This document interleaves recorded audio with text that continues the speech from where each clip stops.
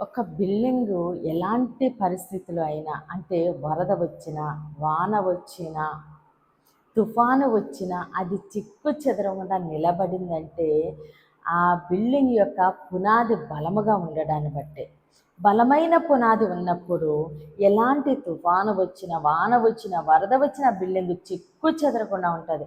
అంటారు ఆ బిల్డింగ్ ఎన్ని తుఫాన్లు చూస్తుందండి ఎక్కడ చెక్కు చెదరలేదు అని. అదే విధంగా ఏ కుటుంబంలో స్త్రీ తన భర్త విషయంలో, బిడ్డల విషయంలో, వాళ్ళ ఆరోగ్య విషయంలో, భవిష్యత్తు విషయంలో ప్రార్థన చేస్తూ ఉంటుందో ఆ కుటుంబానికి స్త్రీ యొక్క ప్రార్థన ఒక బలమైన పునాదిగా ఉండి వరద వచ్చిన అంటే వరదల వంటి సమస్యలు వచ్చిన, వాన వంటి శోధనలు వచ్చిన, తుఫాను వంటి కష్టములు ఎన్ని వచ్చినా సరే ఆ కుటుంబం ఎక్కడా చెక్కు చెదరకుండా అనేక మందికి ఆశీర్వాదకరంగా దీవెనకరంగా ఉంటుంది. కాబట్టి స్త్రీ ప్రార్థన ఆ కుటుంబానికి ఒక బలమైన పునాదిగానే ఉంటుంది. అలా ఏ స్త్రీ అయితే ప్రార్థన చేస్తుందో ఆ కుటుంబము అనేక మందికి ఆశీర్వాదకరంగా దీవెనకరంగా ఉండబోతుందండి. ఈరోజు దేవుడు మన కొరకు సిద్ధపరిచిన ఆయన శ్రేష్టమైన వాగ్దానం చూద్దామండి. సామెతలు 14వ అధ్యాయము 1వ వచనము. జ్ఞానవంతురాలు తన ఇల్లు కట్టును, మూఢురాలు తన చేతులతో తన ఇల్లు ఊడబెరుకును. ఆమేన్. దేవుడి రోజు మనతో మాట్లాడుచున్న ఆయన మంచి మాట, జ్ఞానవంతురాలు తన ఇల్లు కట్టును. ఆమేన్. జ్ఞానం గల స్త్రీ ఏం చేస్తుందండి?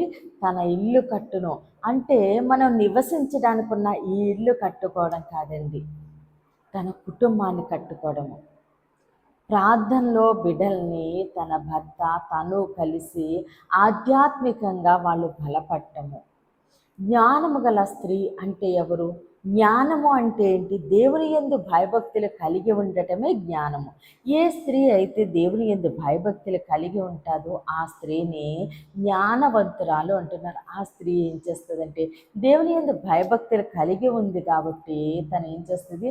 తన బిడ్డల విషయంలో, భర్త విషయంలో ప్రార్థిస్తూనే ఉంటుంది. వాళ్ళ భవిష్యత్తు విషయంలో, ఆరోగ్య విషయంలో నిత్యము ఆమె విజ్ఞాపన చేస్తూ ఉంటుంది.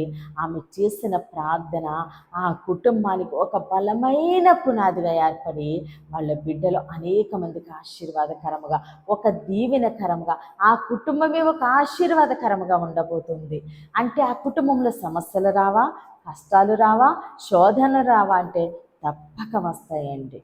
ఒక భవనం మీదకి తుఫాను, వరదలు, వానలు వచ్చినా సరే అది ఎలా నిలబడిపోతుందో ఆ కుటుంబంలోనికి ఎన్ని శ్రమలు వచ్చినా, శోధనలు వచ్చినా, కష్టాలు వచ్చినా ఆ కుటుంబం ఎక్కడ చెక్కు చెదరకుండా దేవుని మహిమార్థము ఒక దీవెనకరముగానే ఉంటుందండి. కాబట్టి స్త్రీ ప్రార్థన కుటుంబానికి బలమైన పునాది. ఏ స్త్రీ అయితే జ్ఞానము కలిగి ఉంటుందో తన కుటుంబాన్ని కట్టుకుంటూ ఉంటుంది. మూఢురాలు తన ఇల్లు తన చేతులతోటి పెరుక్కును. ఎవరైతే దేవుని మీద ఆధారపడకుండా స్వబుద్ధిని ఆధారం చేసుకుని తన సొంత ప్రయత్నాలు చేస్తారో వాళ్ళే మూఢులు. వాళ్ళు ఏం చేస్తారండి? వాళ్ళ చేతులతో ఇల్లు పెరుక్కుంటారు. వాళ్ళు బిడ్డలకు సరైన భవిష్యత్తు లేదు, కుటుంబము ఆశీర్వాదకరంగా లేదు, కుటుంబంలో నెమ్మది లేదు, సమాధానం లేదంటే అది ఆ కుటుంబంలో ఉన్న స్త్రీని బట్టే ఉంది. కాబట్టి జ్ఞానము గల స్త్రీ తన ఇల్లు కట్టును.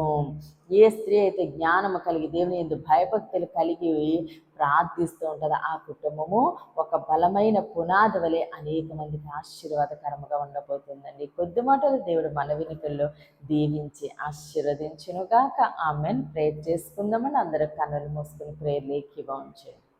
మహోన్నతుడ మహాగణుడ పరిశుద్ధుడానికి స్తోత్రాలు, వందనాలు దేవా. తండ్రి ఇచ్చిన వాగ్దానం మా జీవితాల్లో నూరంతలుగా ఫలించును గాక. దైవజనుల వారి కుటుంబాలు, సంఘాలు, పరిచర్యలు యేసు నామములను దీవించబడును గాక. యెరూషలేముకు యేసు నామములను క్షేమము కలుగును గాక.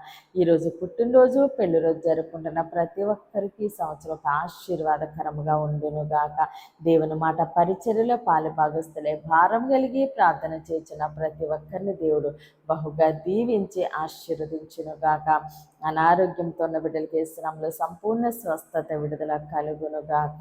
మూయబడిన ప్రతి గర్భము యేసు నామములోనే తెరవబడునుగాక. వివాహాలు కావాల్సిన బిడ్డలకి వేస్తున్నాములు, ఘనమైన వివాహములు జరుగునుగాక.